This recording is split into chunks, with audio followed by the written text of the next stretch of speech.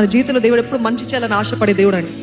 అనేక సార్లు మనము తప్పుడు మార్గాలు, షార్ట్ కట్స్ వెతుకుతూ దేవుడు జరిగించక ముందే మనము ప్రయత్నిస్తుంటాం, ఆవేశపడుతూ ఉంటాం. సారా చూస్తారు కదా, దేవుని ఉద్దేశము, ప్రణాళిక, నీకు నీ సొంత గర్భము నుండి నీకు కుమారుడు పుడతాడంటే ఆవేశంతో, లేదు it's taking time, so I better take the things matter in my own hands అని అనుకుంది. అందుకనే ఇప్పటి వరకు, నేటి వరకు ఆ నష్టము, దాని ప్రతిఫలం చూస్తున్నాం.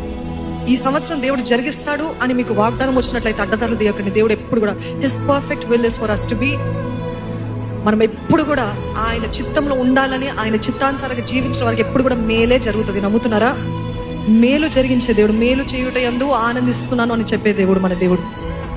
మనము సమయానికి పరిమితులం అయ్యాము, కానీ దేవుడు సమయానికి పరిమితుడు కాడు. He put us in this time limit, but God is out of time limit. అర్థమవుతుందా అండి? ఆయనకి అంతం ఎలా ఉంటుందో ముందు నుండే, మొదటి నుండే, ఆది నుండే ఎరిగిన దేవుడు. కాబట్టి the end for you, for his perfect will ఏంటంటే మీకు మేలు చేయాలని ఆశ దేవుడికి. దేవుడు నా జీవితంలో మేలు జరిగిస్తాడని ఆయన హస్తం కింద దాగి ఉండాల్సిందే మనమందరం.